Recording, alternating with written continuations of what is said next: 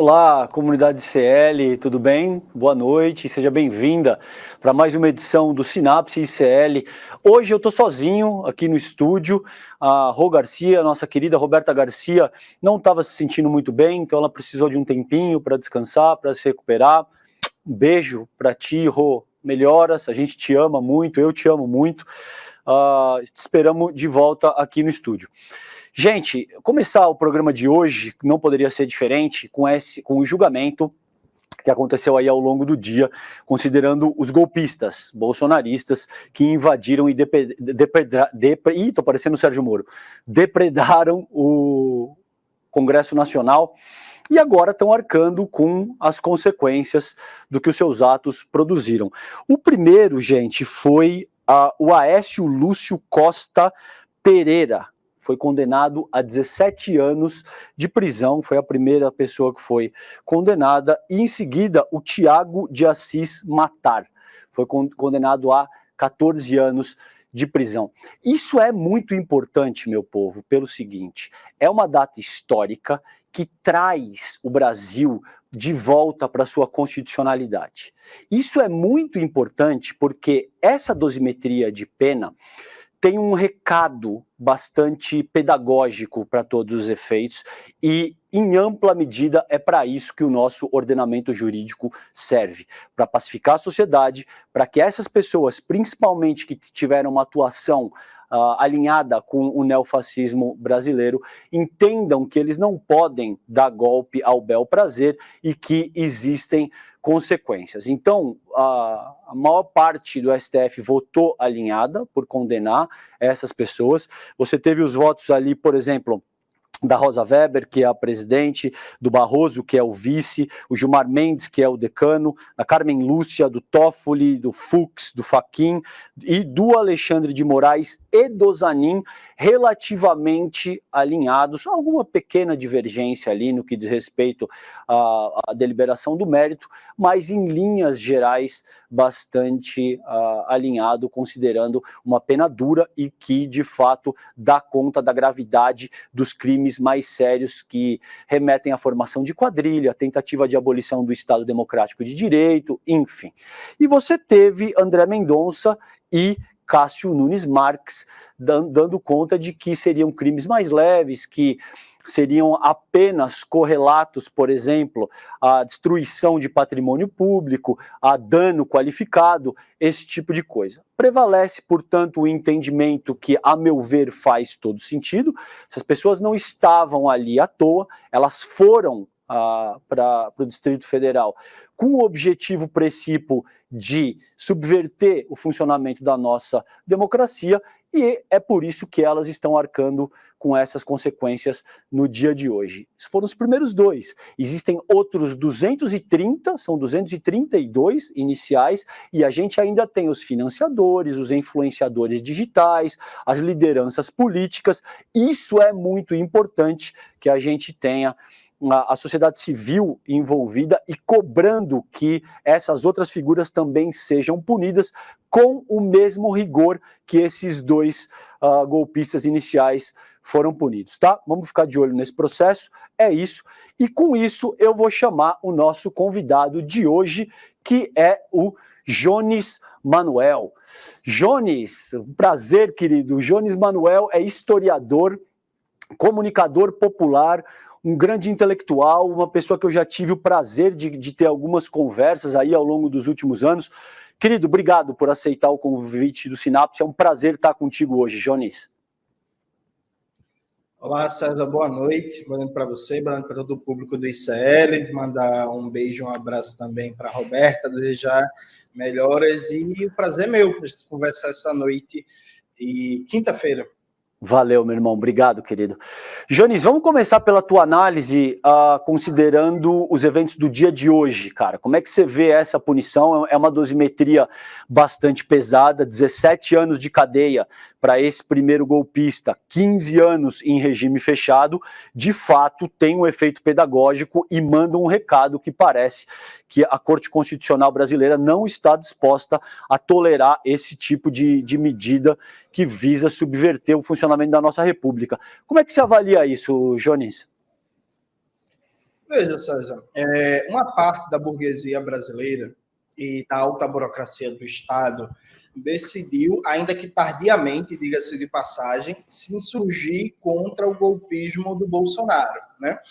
Isso ficou muito materializado nas ações do Alexandre de Moraes, mas a gente não pode olhar só para isso isoladamente, né? Você pega vários setores dos partidos ditos tradicionais da direita, como o PMDB ou o PSD, setores empresariais, da mídia burguesa, comercial, fizeram uma movimentação de dizer assim, Bolsonaro, você pode ser ultra,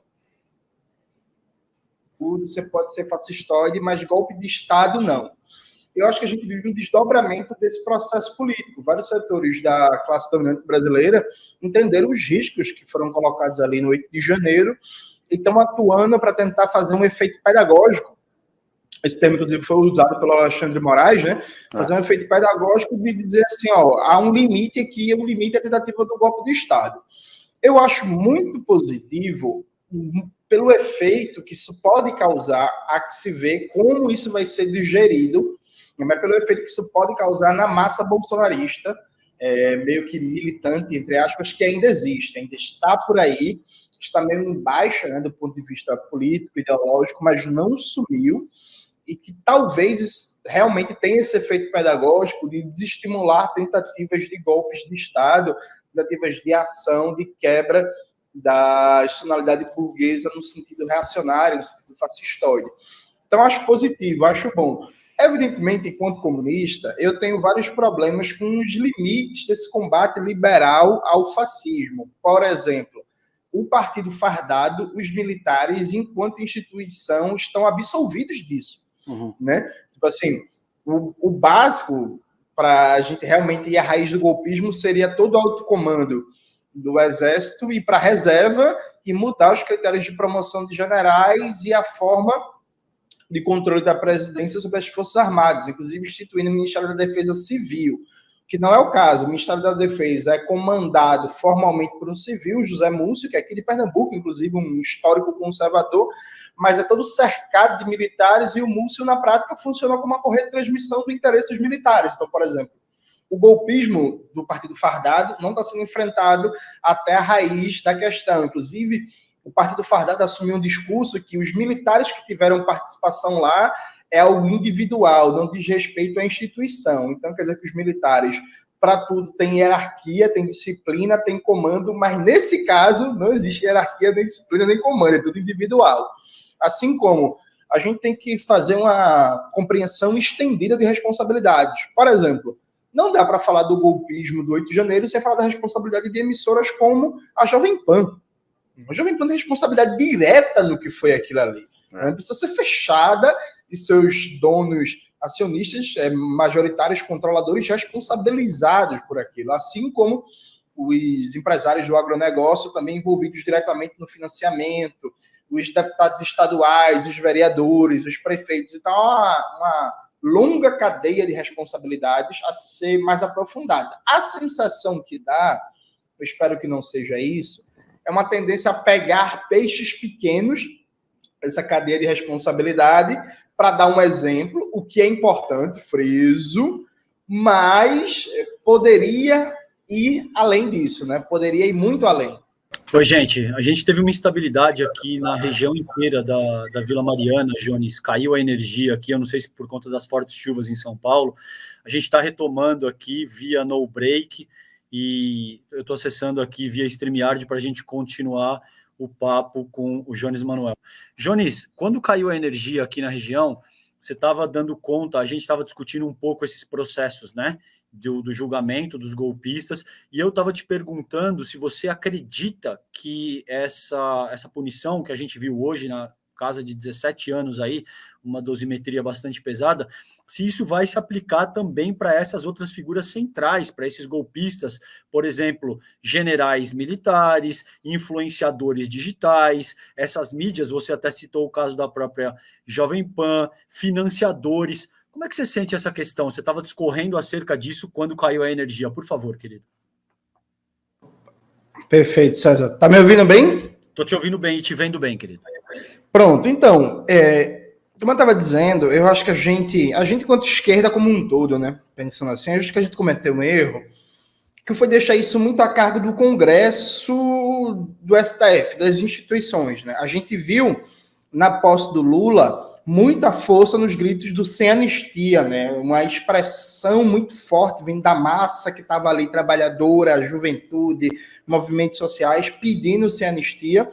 E depois do golpe do 8 de janeiro, também a gente conseguiu ter, a tentativa de golpe do 8 de janeiro, a gente conseguiu ter também movimentos no Brasil inteiro, reforçando se a anistia, a punição para os golpistas e por aí vai. Dia 9 de janeiro era meu aniversário, eu estava lá no centro de Recife, no protesto também.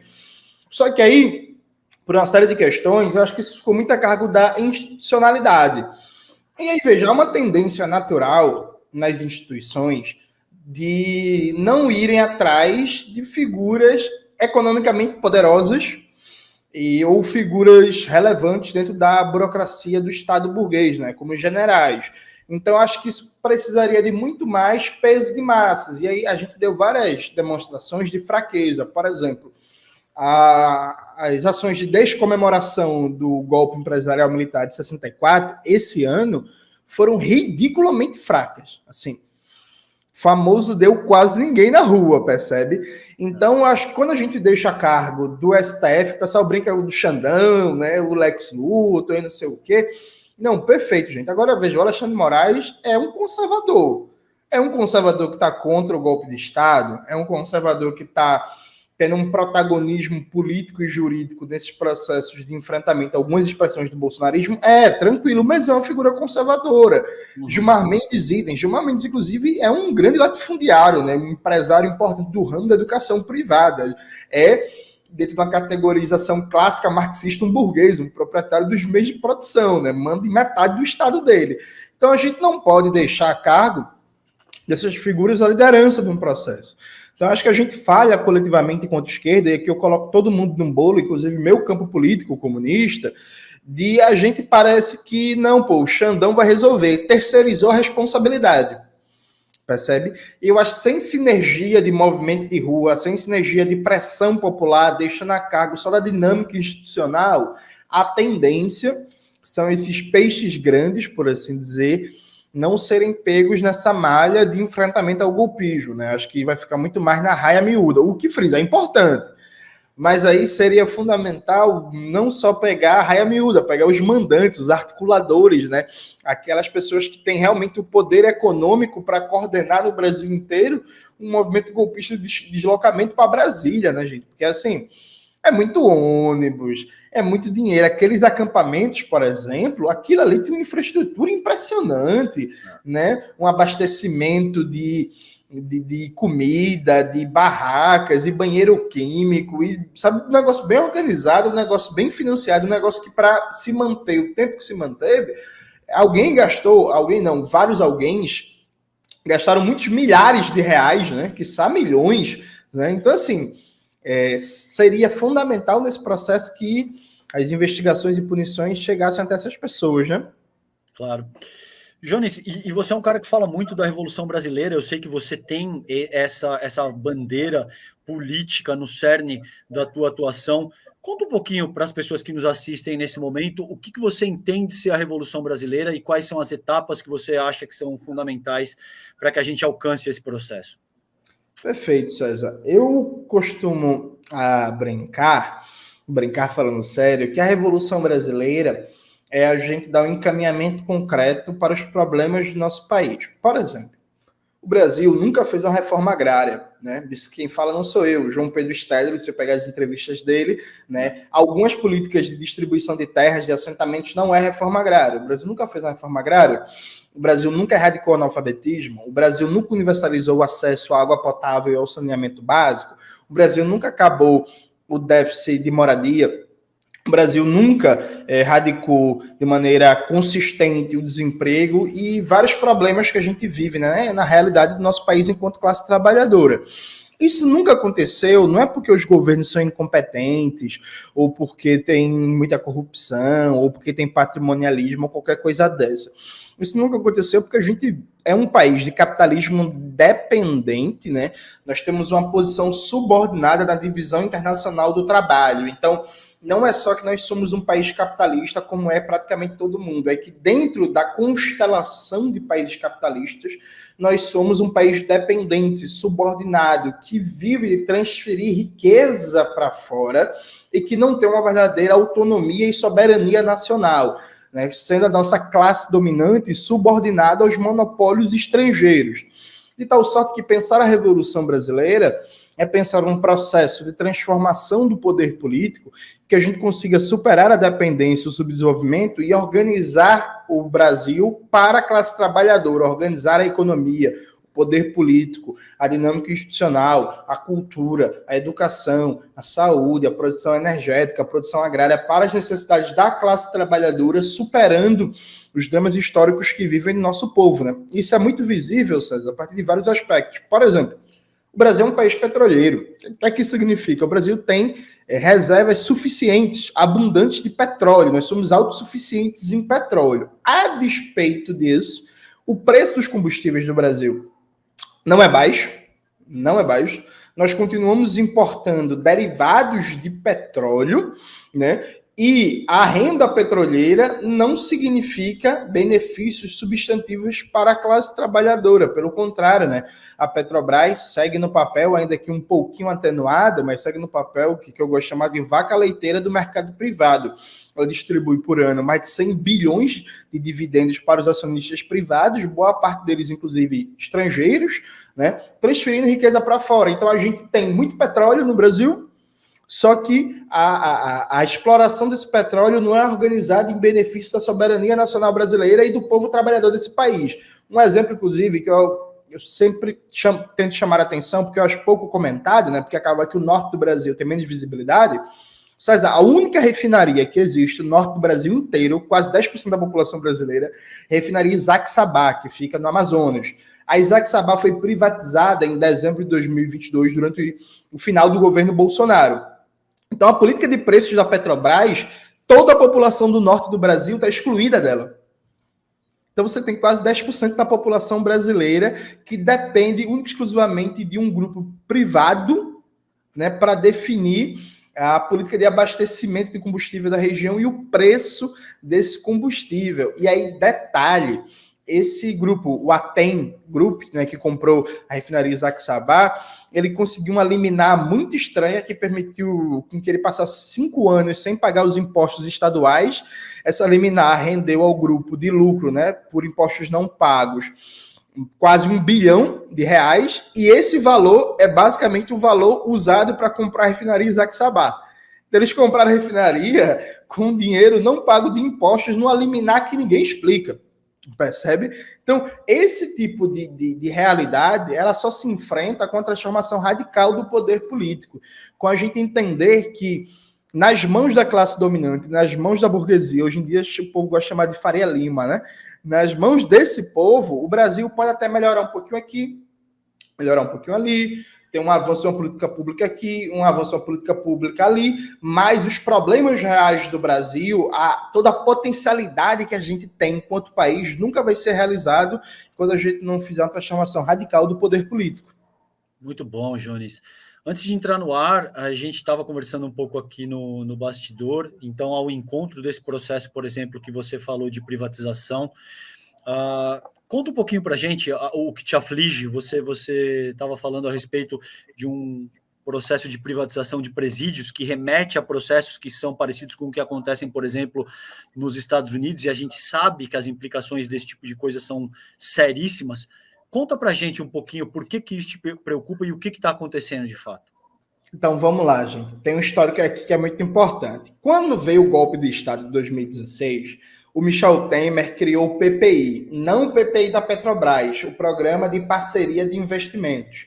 O que é isso? Um programa para privatizar serviços e políticas públicas via PPPs, parceria público-privados. O PPI do Michel Temer foi instituído via decreto, e aí ele colocou lá saúde, educação, cultura, assistência social, infraestrutura e por aí vai.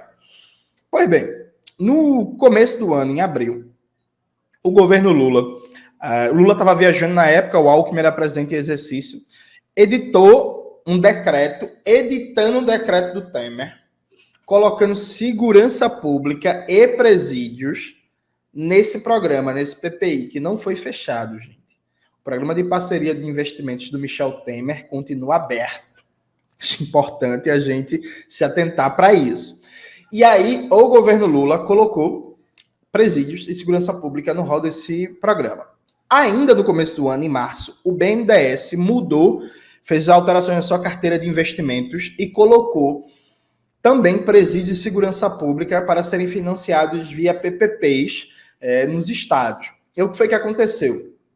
O governo federal, junto com o governo Eduardo Leite, do Rio Grande do Sul, fez uma parceria para fazer a privatização do complexo prisional de Erechim, que seria um programa piloto para instituir uma política nacional de privatização de presídios em todo o Brasil. A desculpa é que se precisa modernizar a gestão de presídios, né, e que a partir disso a gente precisa entregar para a iniciativa privada. Então, veja, dia 6 de outubro agora, a Bolsa de Valores de São Paulo, na B3, vai ter o leilão para ver que empresa privada vai administrar o complexo prisional de Erechim. Não está claro ainda os critérios contratuais de lucratividade, mas no projeto de privatização tem um item lá que fala sobre complexo industrial prisional, ou seja, instalar ramos produtivos industriais no presídio privatizado sob a gestão da empresa privada. O governador de Santa Catarina já sinalizou interesse em aderir ao projeto, o governo do Paraná, do Ratinho Júnior, também, o governo do Rio de Janeiro também. Então, veja, e inclusive isso com apoio do Ministério da Justiça do senhor Flávio Dino, viu? E aí a mídia progressista tem que questionar muito o Flávio Dino sobre isso.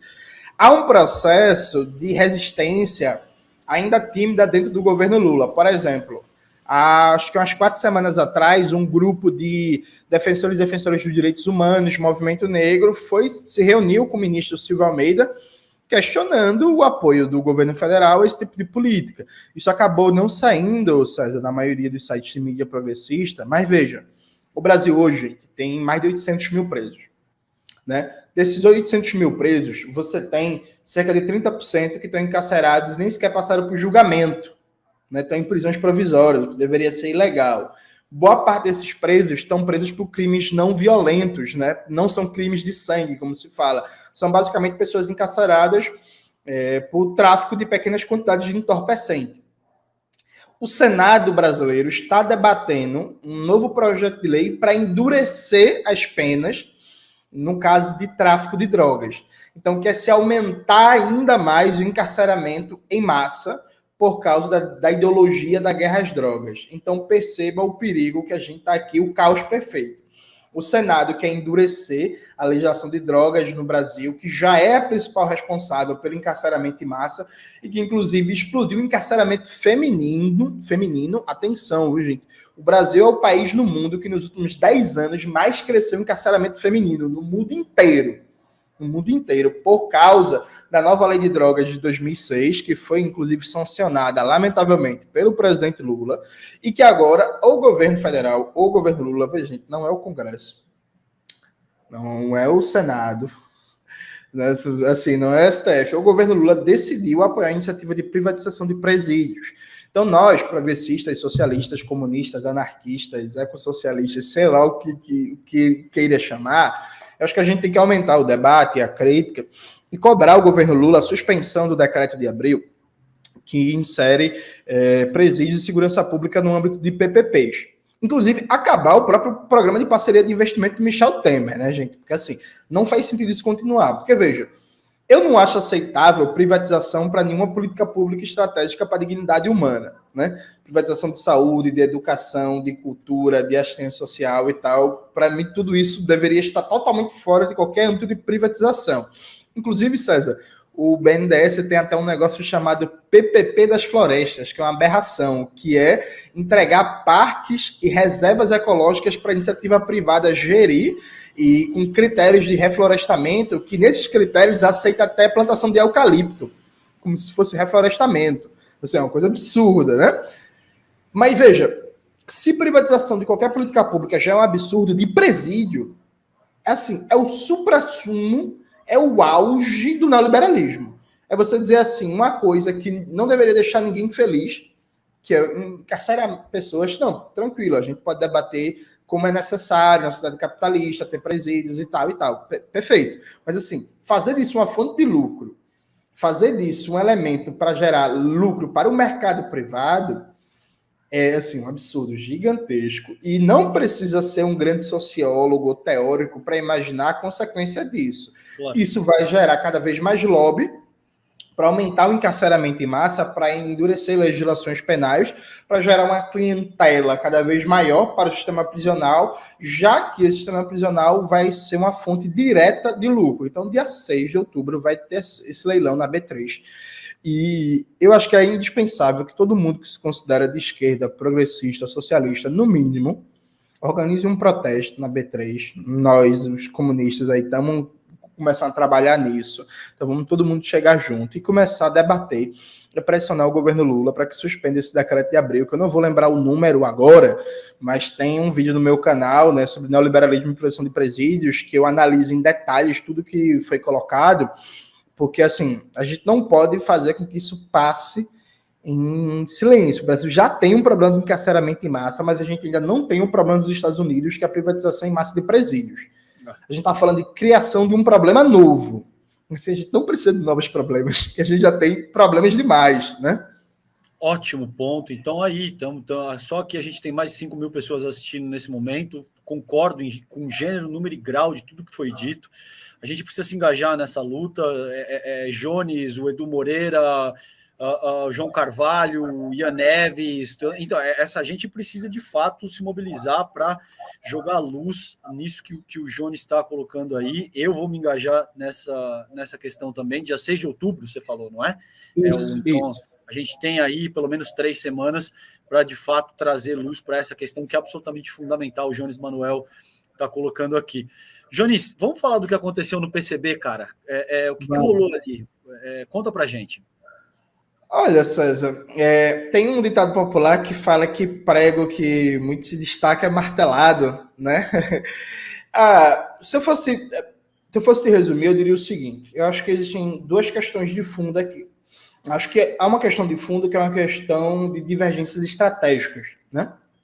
Para algumas pessoas, César, é muito confortável a situação de você ser uma espécie de consciência moral da política, né? Você não tem inserção de massa, você não está crescendo nos sindicatos, nos movimentos sociais, você não tem parlamentares eleitos, você não está organizando a classe trabalhadora, mas você tem ótimas análises de conjuntura, né? Você é aquela pessoa que lê o Capital em alemão e em italiano, você sabe de cor e salteado toda a obra de Marx, mas você não tem capacidade de organizar ninguém na sua rua para um protesto contra o aumento de uma passagem de ônibus, né?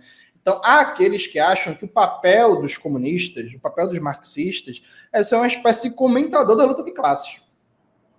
Percebe? Ser uma espécie de consciência moral da esquerda. Que é assim, a gente avisou que a conciliação de classes não funciona. Não, perfeito, tranquilo, mas e aí? Quantos trabalhadores e trabalhadoras você está conseguindo organizar? Qual é a capacidade que você está tendo de dialogar com a classe, de organizar a classe, né? E aí no PCB, por ser um partido que conseguiu sobreviver, conseguiu um feito muito importante, né, que foi não acabar nos anos 90, porque, como tu bem sabe, muitos partidos comunistas acabaram naquele processo, né, de queda do Muro de Berlim, fim da União Soviética. O PCB conseguiu sobreviver, mas conseguiu sobreviver com praticamente nenhuma inserção de massas, né?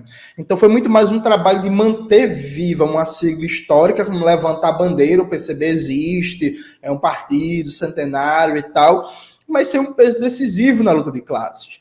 E aí, nos últimos anos, veio uma nova geração, inclusive de características sociológicas diferentes. Então, por exemplo, eu sou o primeiro da minha família a fazer universidade, né? Minha mãe empregada doméstica, meu pai pedreiro, eu vim da favela da Borborema.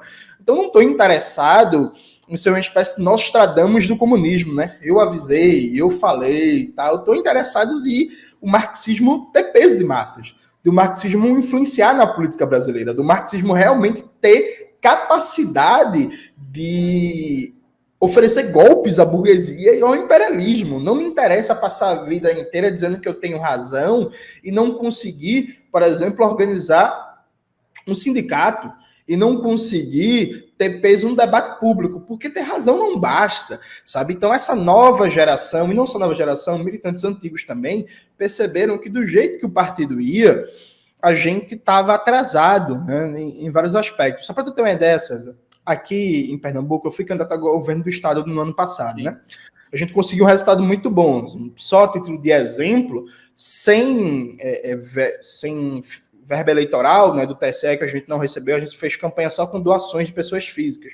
Conseguiu R$50 mil de doação e sem participar dos debates eleitorais, sem visibilidade na mídia, a gente conseguiu ter quase 3 vezes mais votos que a candidatura do PSOL, né, que participou de todos os debates, teve quase 1 milhão para fazer campanha. Então, se você considerar Marília Reis uma figura de centro-esquerda, que me pareceu o caso, a candidatura do PCB foi a candidatura de esquerda mais bem votada aqui na eleição passada, percebe? Então, isso não foi pouco.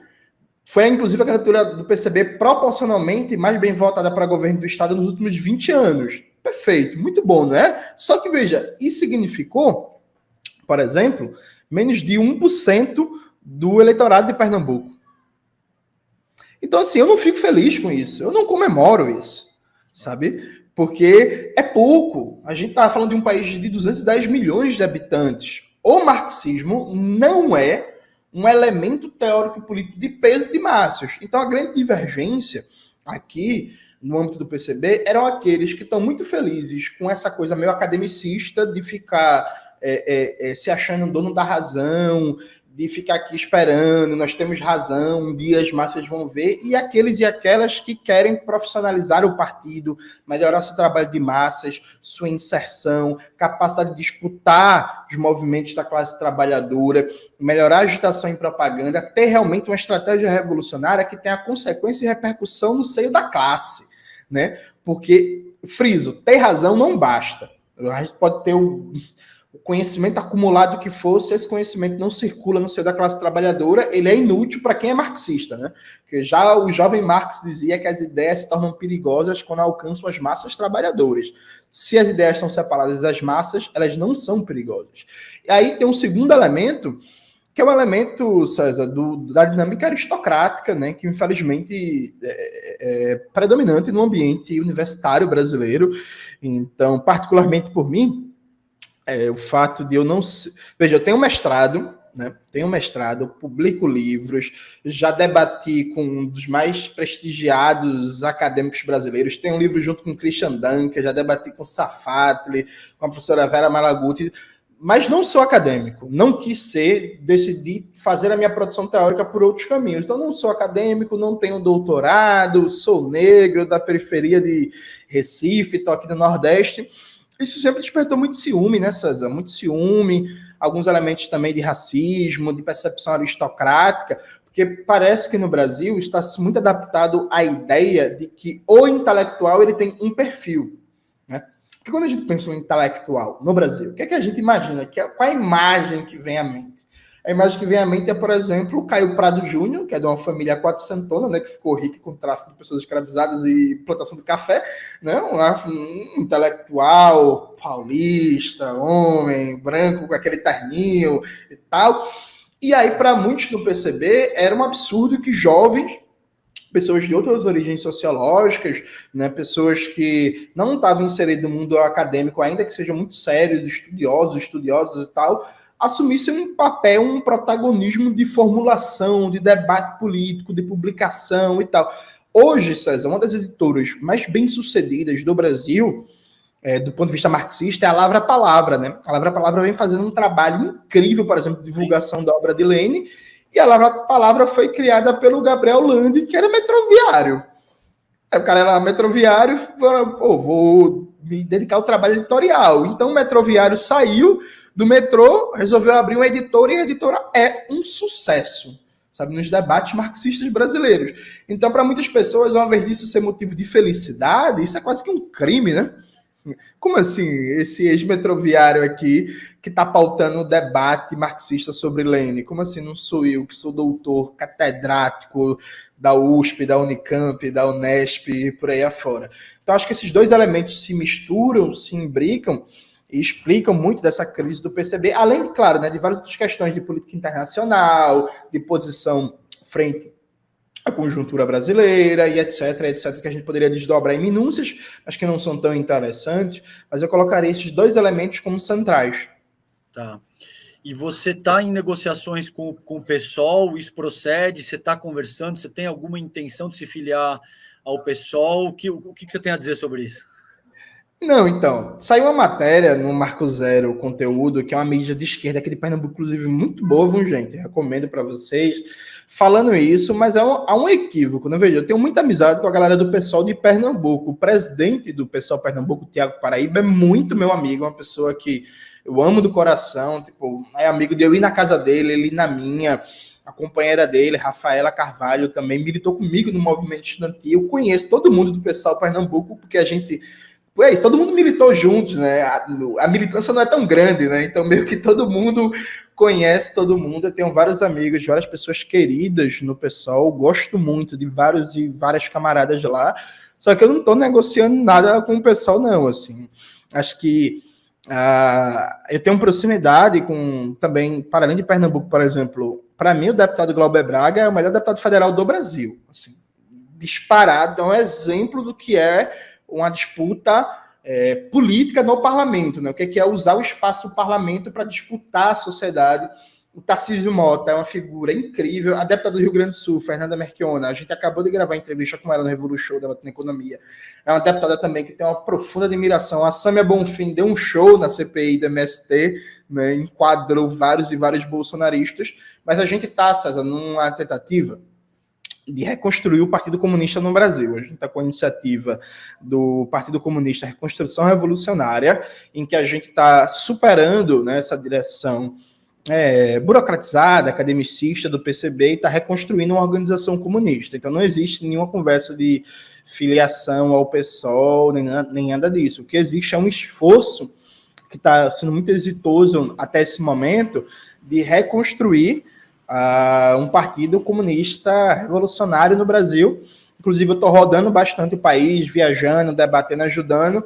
Final do mês agora, começo do mês que vem, eu vou estar em Belém e vou estar em Macapá. Então, você que está assistindo a gente é de Belém, Macapá, fique de olho nas minhas redes, que eu vou estar por aí com vocês, debatendo os desafios dos comunistas na atual conjuntura brasileira. Então, gosto muito de várias pessoas do PSOL, vários são meus amigos e minhas amigas. Respeito muito a luta que os camaradas do PSOL fazem no Congresso Nacional, nas assembleias estaduais, nas câmaras municipais, mas não existe isso não. O que existe é a tentativa de reconstruir um instrumento político para fazer com que o marxismo tenha realmente peso de massas na classe trabalhadora brasileira. Tá. Você pretende se lançar para algum cargo eletivo ano que vem? Veja, eu gostaria de ser candidato a prefeito do Recife, ganhar e criar uma gestão municipal comunista na minha cidade. Agora, objetivamente, César, isso não é segredo para ninguém, a dimensão eleitoral é em aberto, né? Porque a organização que a gente está reestruturando, ela não tem registro eleitoral, né? E aí não é possível, inclusive pela legislação brasileira, hoje ela é muito draconíaca, né? Para você criar, draconiana, para você criar um novo registro eleitoral. Então, eu não sei, por exemplo, as condições ou não de ser candidato no que vem. Eu gostaria de disputar uma eleição majoritária, sim, em Recife. E também, isso é uma coisa que todo mundo fala, isso, inclusive, César, é o que explica a boa parte dessas conversas sobre ir para o pessoal e tal, porque a nossa votação aqui foi muito boa, né? Então, por exemplo, só em Recife a gente teve quase 15 mil votos. E aí, como é uma característica de um voto muito ideológico, um voto muito... Porque foi uma campanha sem dinheiro, né? Foi uma campanha assim. Então, quem votou, sim, convencido ideologicamente que esse era o projeto. Isso traz uma resiliência de votos muito grande. Então, o que todo mundo especula é que se, por exemplo, 50% dos votos que eu tive na eleição passada, eu tivesse uma eleição para vereador do ano que vem, eu estaria eleito na Câmara Municipal do Recife, o que é verdade, sabe? Então, assim, se eu fosse candidato a vereador, as chances de vitória seriam muito grandes, e se eu fosse candidato a prefeito, eu acho que a gente conseguiria fazer uma campanha que seria de muito peso, de muito impacto político no país. Só que, do ponto de vista do instrumento eleitoral, isso é uma incógnita. Então, a gente vai fazer os debates coletivos, vai ter o nosso congresso ano que vem, que a gente vai arrumar uma solução para isso. Não sabe. Eu gostaria, sim, de cumprir a tarefa eleitoral, porque eu fui candidato ano passado. Foi uma experiência muito boa, César, muito boa. Porque uma coisa é você debater na universidade, por exemplo, ou num espaço que já são de esquerda, a luta de classes, a Revolução Brasileira, o socialismo e por aí vai. Outra coisa é você conseguir traduzir para as pessoas comuns, que não são organizadas, que não são militantes. O que é um programa para a classe trabalhadora? O que é um programa de esquerda? O que é um programa comunista nos transportes, na cultura, na educação, na saúde? Eu achei esse desafio encantador, modéstia à parte. Eu acho, inclusive, que eu cumpri bem ano passado. E foi muito bom. A campanha eleitoral é cansativa, desgastante, sofri muitas ameaças, teve vários problemas. Mas, assim, foi muito gostoso conseguir, acho que, responder à altura o desafio. O que é falar em linguagem popular para as pessoas? O que é, concretamente, velho, um programa socialista, sabe? O que significa? Qual é a diferença entre você votar no comunista e você votar num outro político qualquer? Por que você tem que votar no comunista? E eu gostaria, sim, de viver essa experiência de novo. Agora, como diria Simone Tebet, né, quando falou da meta de superávit primário lá, de déficit zero, o futuro a Deus pertence, né? A gente vai ver como é que se ajeita ano que vem. Jones, circulou na internet aí, ao longo dos últimos dias, o vídeo de um empresário australiano que chama Tim Gurner. E o Tim Gurner explica de uma forma gráfica e inequívoca o que Marx chama de exército industrial de reserva. Mais claro do que isso seria impossível. No meu último livro, no Esfarrapados, que inclusive eu trago um debate que eu tive contigo nesse livro, eu preciso te mandar uma cópia desse material, sim, inclusive do Esfarrapados, eu digo que isso se manifesta no Brasil através do processo de austeridade fiscal, citando do David Decache, que é um cara que eu gosto, que também é um economista associado ao PSOL. A gente tem, eventualmente, divergências, eu tenho debates com ele, mas eu acho que ele produz coisas interessantes, o Decache. E ele cita 3 aspectos da austeridade, de forma muito resumida. Eu quero passar para ti, para te ouvir a tua reflexão acerca do que diz esse cretino, desse perdão pelo termo, mas desse empresário australiano. E o que é? Você tem uma dimensão da austeridade fiscal que reduz a atividade econômica e ao reduzir a atividade econômica, altera a correlação de forças entre empregado e empregadores a favor dos empregadores, exatamente o que o Tim Gurner diz quando ele diz hurt the economy, que tem que machucar a economia deliberadamente, como se isso não implicasse nas pessoas passando fome, morrendo à míngua, não tendo nenhum tipo de acesso a basicamente nada. Esse é o primeiro ponto. O segundo ponto é que abre a iniciativa estatal para penetração do mercado privado, principalmente no que diz respeito à educação, saúde, infraestrutura e outras áreas elementares do Estado. E, por fim, empurra as famílias que já estão fragilizadas para a mão do capital financeiro. Eu vi um post teu, acho, não sei, cara, no Facebook, no Instagram, em algum lugar onde eu te sigo ali, e você argumentou isso, que o nome disso é austeridade fiscal, que a gente tem essa proposta no Brasil sendo avançada todo dia, talvez não de uma forma tão gráfica e explícita, mas a gente convive com esse tipo de coisa que o Tim Gurner colocou basicamente todo dia. Queria ouvir a tua reflexão, Manuel, acerca disso. Como é que você sente essa questão e a fala desse empresário australiano, cara? Perfeito, César. Veja, além dos aspectos que você falou, que eu concordo com todos, chamam para a gente pensar uma coisa. Vamos lá. Imagina, né, nós trabalhadores e trabalhadoras numa fábrica ou numa empresa. A gente não consegue regular o nível de emprego da empresa. Por mais que a gente faça protesto, movimentação, se organiza sindicato, resista a demissões aqui e ali, às vezes consiga até ganhar, impedir demissões, mas o nível de emprego em cada empresa depende de quem comanda a empresa, né? Depende dos donos, dos sócios controladores, majoritários e por aí vai. Então, a classe trabalhadora ela não consegue controlar o nível de emprego em cada empresa tomado individualmente e, consequentemente, no conjunto da sociedade. Qual é o principal fator que a classe trabalhadora consegue intervir para mudar o nível de emprego e desemprego? É a política econômica do Estado. A partir de movimento social, a partir de lançar candidaturas, de disputar eleição presencial e por aí vai. Porque, veja, o nível de emprego está diretamente associado a que tipo de política econômica está sendo tocada. Então, por exemplo, se você elege um governo que tem como prioridade, eu quero combater o desemprego, eu quero fortalecer o salário mínimo, eu quero gerar mais oportunidades, e esse governo, por exemplo, investe na geração de empregos, isso vai afetar o nível de emprego na sociedade como um todo, percebe? Quando a burguesia, seus intelectuais, a mídia dita especializada em economia, quando ela fica fazendo uma campanha permanente, criminalizando o Estado, criminalizando o investimento público, chamando por austeridade, dizendo que tem que ter disciplina fiscal, dizendo que tem que ter corte de despesas públicas, o que ela está fazendo é buscando combater a alternativa que está mais no imediato da classe trabalhadora para intervir no nível de desemprego de uma sociedade. Porque a partir do momento que você consegue criar um consenso que investimento público é ruim, que a ação do Estado na economia é ruim, você faz com que a principal alavanca que a classe trabalhadora tem no capitalismo para mudar a taxa de desemprego seja perdida. Então fica cada um por si, Deus por todos. Então você vai fazer uma luta no nível micro, ali no nível da fábrica, da empresa, e da firma e tal, mas isso não é alterado no plano nacional. Então tem uma parte da fala desse bilionário, quando ele fala assim, os governos do mundo inteiro já estão nesse caminho.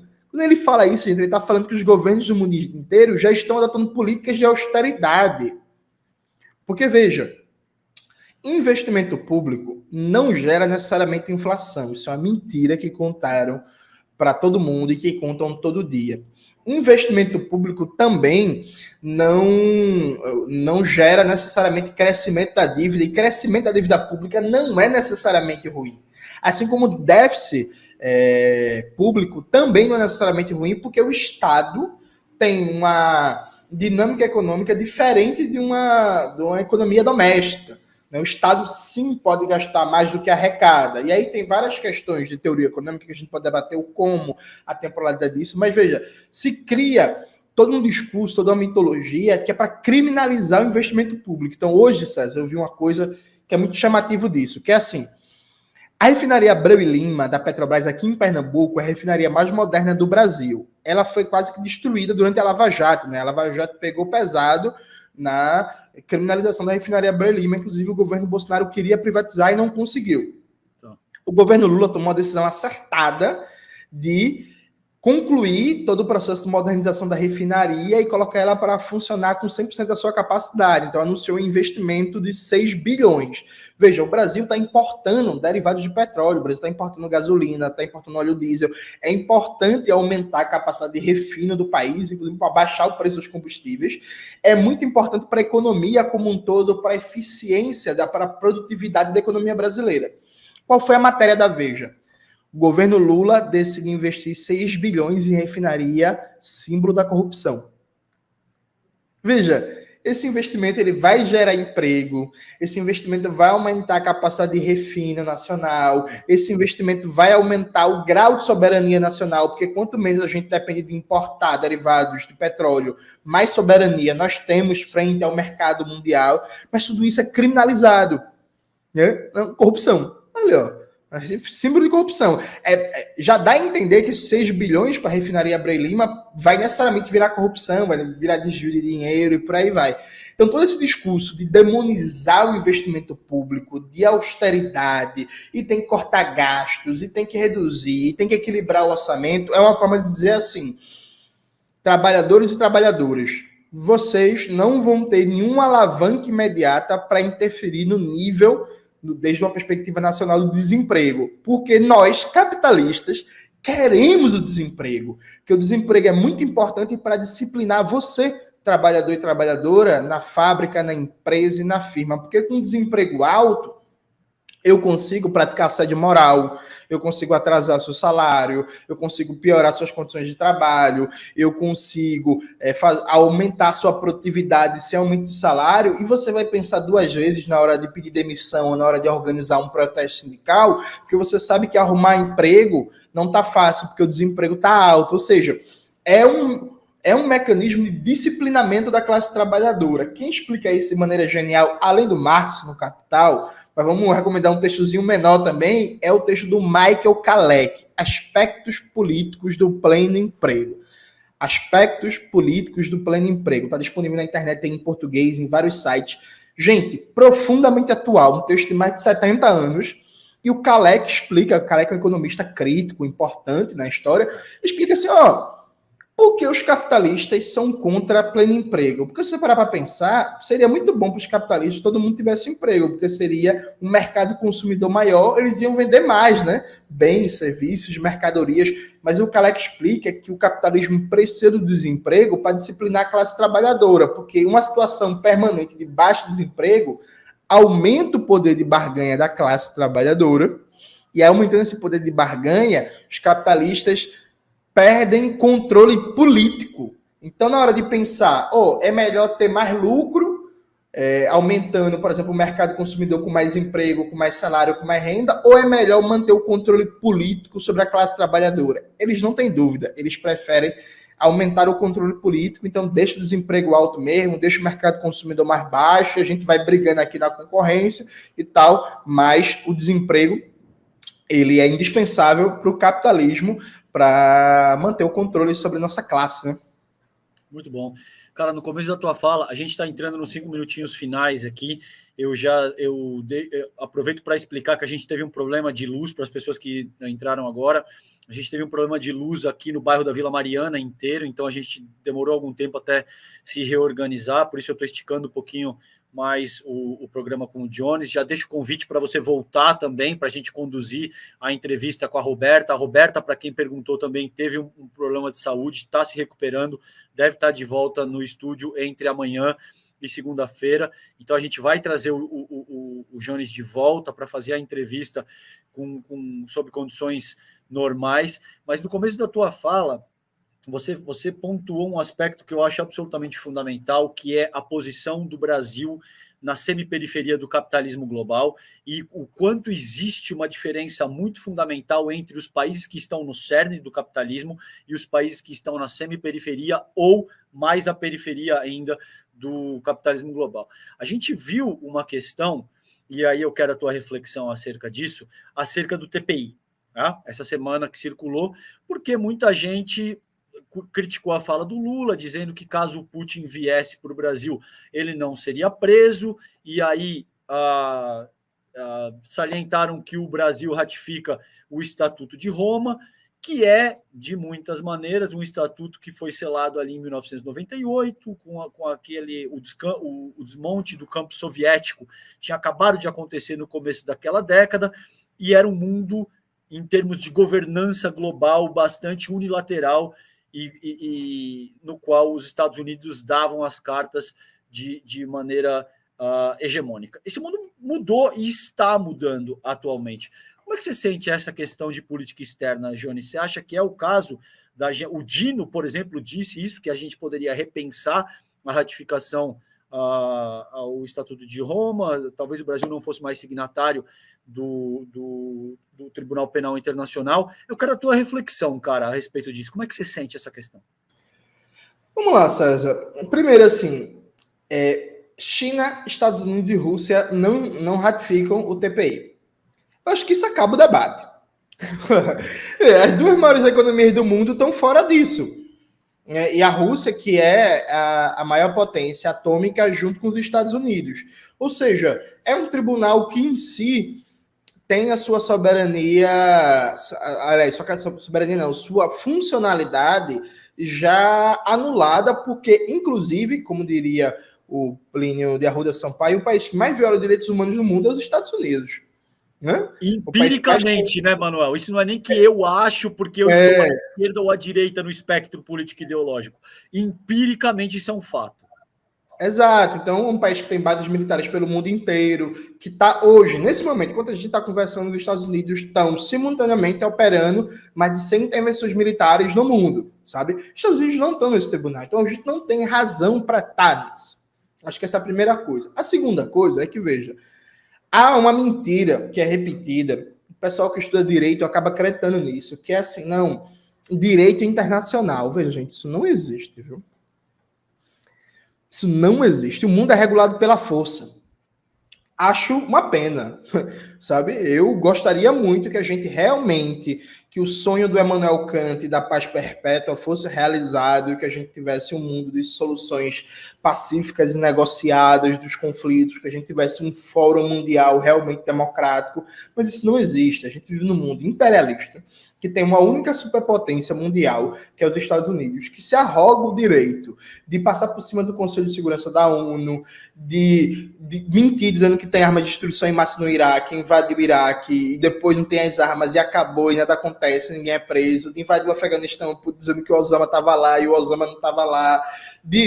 Hoje, César, saiu uma matéria na Folha de São Paulo dizendo assim, se a Líbia não vivesse um caos político, os efeitos lá do terremoto não seriam tão grandes. Não, mas a Líbia vive um caos político, a Líbia era o país com o maior IDH de África.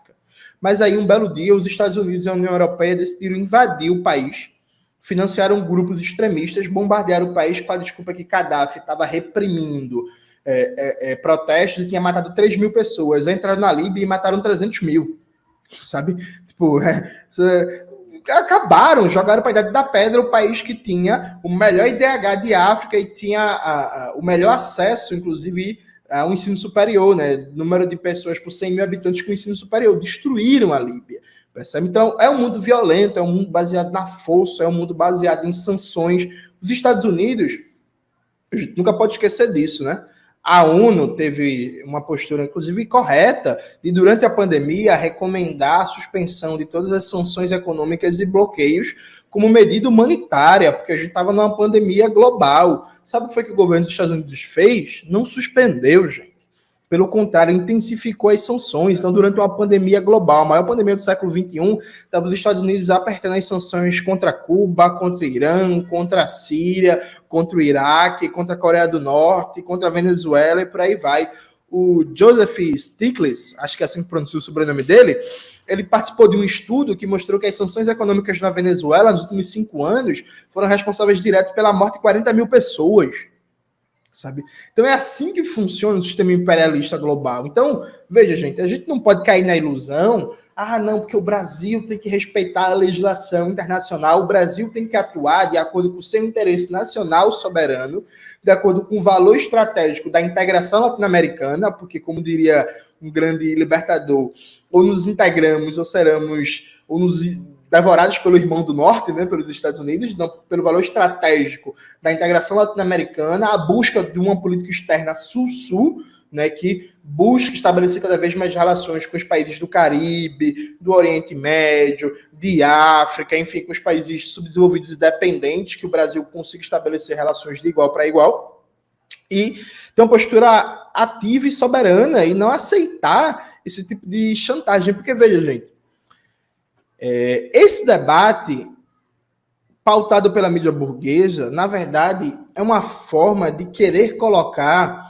o Brasil de joelhos para uma agenda que não interessa, gente.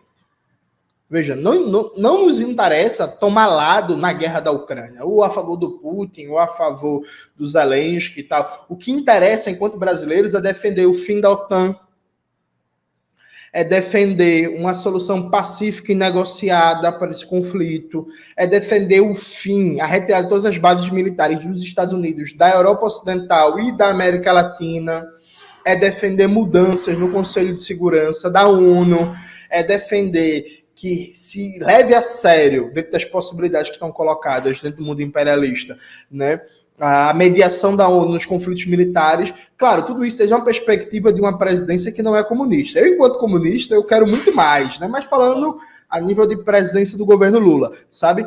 Então, veja, isso é um falso debate. Teve até gente inclusive, que até tem uma simpatia, mas gente falando assim, o Lula está protegendo o Putin, dizendo que o Putin não vai ser preso. Gente, isso não existe.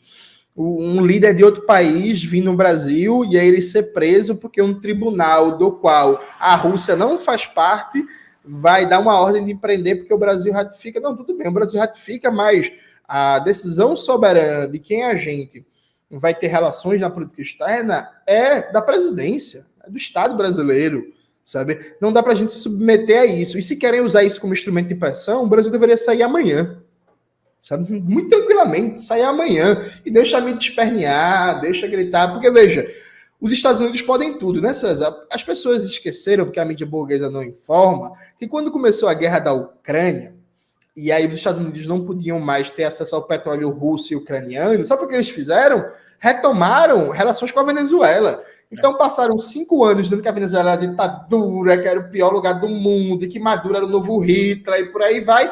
Aí quando vem a guerra, o preço do petróleo dispara, não dá para comprar petróleo da Rússia, no instante Maduro foi reabilitado. Eles se tornam pragmáticos. Então política externa é o interesse nacional em primeiro lugar, isso desde uma perspectiva, friso, da gestão do Estado Nacional. Eu, enquanto comunista, tenho outros princípios, né, de interesse proletário e tal, mas essa configuração do sistema interestatal, é interesse nacional em primeiro lugar, eles não têm pudor, não têm papas na língua. A Arábia Saudita, os Estados Unidos têm uma relação estratégica com a Arábia Saudita há muitas décadas. Agora a Arábia Saudita se aproximou da China, a mídia burguesa vai falar que é ditadura, que é uma monarquia, que tem trabalho escravo. Não, tudo isso é verdade, mas isso é verdade há mais de 70 anos. Mas enquanto era parceiro dos Estados Unidos, ninguém falava um ai. Ótimo, eu acho que essa dimensão de pensamento crítico, eu vou encerrar por aqui, mas antes eu quero compartilhar um dado contigo, que eu terminei essa semana de editar um livro que conta a história do processo de perseguição contra o Julian Assange. Só para você entender a natureza do que a gente está falando, por exemplo, você falou aí essa abordagem mais realista acerca do funcionamento, realista não no sentido literal do adjetivo, é uma linha das relações internacionais que vê o poder como foco central do processo de como as nações se relacionam e se organizam. E eu concordo contigo nessa medida. Eu entrevistei o pai do Julian Assange, Jones, que é o John Shipton, a semana retrasada aqui em São Paulo. E ele me disse o seguinte, que a divulgação dos telegramas diplomáticos do filho dele, do Julian Assange, demonstraram que, por exemplo, olha o tipo de coisa, meu caro, que eu vou te colocar aqui. Na fronteira do Paquistão com o Afeganistão, os Estados Unidos bombardeavam deliberadamente, eles escolhiam como alvo casamentos, porque é o início de uma nova vida, de uma comunidade, e todos os recursos daquela comunidade estão reunidos naquela ocasião para celebrar a formação daquele casal e de uma nova vida que começa, e funerais, Jones Manuel. Esses caras atacavam deliberadamente funerais e casamentos de uma forma deliberada. E aí tem um estudo da Brown University, não sou eu que estou dizendo, é uma instituição estadunidense, que te dá conta de dizer que só nos últimos 21 anos, não precisa ir tão lá atrás, só nos últimos 21 anos, os Estados Unidos destruíram 7 países e meio, deixaram 38 milhões de refugiados e mataram algo em torno de 4,5 e 4,7 milhões de pessoas. Então, veja que a gente não chama isso de holocausto estadunidense, entendeu? Quando o Leopoldo II corta a mão, por exemplo, de pessoas no Congo e matam 15, 20 milhões de pessoas, a gente não chama essas pessoas de genocidas ou de... Enfim, a conversa é longa, eu já vou organizar um outro convite, eu vou pedir para a nossa produção te chamar aqui, porque é sempre um prazer debater contigo, tem conversa para mais de hora. Infelizmente, por uma questão de tempo, eu tenho que encerrar o debate contigo, mas é sempre um prazer, meu irmão. É sempre um prazer entrar em contato contigo, aprender contigo, tudo aquilo que você traz para a mesa e a qualidade do seu debate. Obrigado, Jones, pela conversa de hoje, e eu te espero em breve de volta ao Sinapse, cara. Prazer foi meu, César, sempre à disposição. Espero que na próxima estar aqui contando com a Roberta também. Mandar um abraço para todo o público do ICL, um abraço também para o Eduardo e tamo junto. Até a próxima. Valeu, meu irmão. Um abração. Fiquem bem, gente. Boa noite. Tchau, tchau. Confira a programação do Instituto Conhecimento Liberta desta sexta-feira, 7h. Desperta ICL. 8h, ICL Notícias, primeira edição. 10h30, Em Detalhes. 11h, ICL Mercado e Investimentos. 13h, Contabilidade para Pequenos Empreendedores, com o Dr. Ari Ferreira de Abreu. 15h, Marcelo Jugend, o Brasil, a Guerra Híbrida e a Operação Lava Jato. 17h, ChatGPT.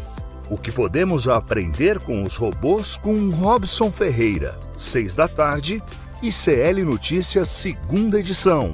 Às 19h, Música para Cinema, com Andréa Bujanra. E aula interativa de inglês A1, com Andréia Cipoli. E às 7h30, Sinapse ICL. Para saber mais, acesse icl.com.br.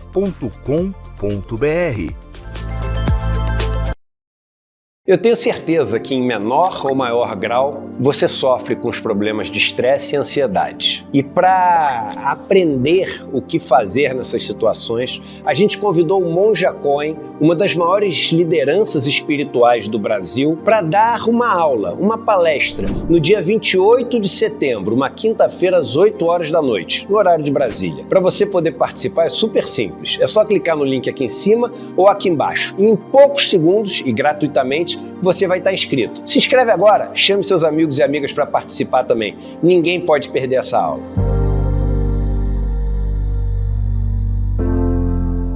Oi, eu sou Heitor Barsalini, professor do curso A História da Alimentação no Brasil, aqui na plataforma do Instituto Conhecimento Liberta. Nesse curso, a gente dá um panorama geral do que foi a alimentação ancestral indígena brasileira, um pouquinho antes da chegada dos colonizadores ibéricos, e como essa alimentação foi se transformando a partir das fusões culturais entre os elementos que os ibéricos trouxeram e o que os indígenas brasileiros já consumiam de proteínas, de vegetais, as suas principais fontes de carboidrato. Esse e mais outros 200 cursos estão disponíveis a todos os membros do ICL. Então espero você para o nosso curso A História da Alimentação no Brasil. Olá, eu sou a Dani Vidotti, sou professora de Yoga e Meditação e aqui no meu curso Bem-Estar Profissional você vai aprender diversas maneiras de cuidar de você dentro do ambiente de trabalho. A gente vai falar sobre autoconhecimento, vai aprender maneiras de gerenciar melhor o estresse, a ansiedade, evitar os esgotamentos, evitar chegar num burnout. E se você já teve um burnout, esse curso também é para você, porque você vai aprender maneiras de não retornar àqueles antigos padrões. Aqui nesse curso você vai aprender a trazer equilíbrio físico, mental e emocional. Tudo isso vai colaborar para o seu melhor desempenho dentro do ambiente de trabalho, trazendo motivação, mais energia, mais foco e até clareza mental.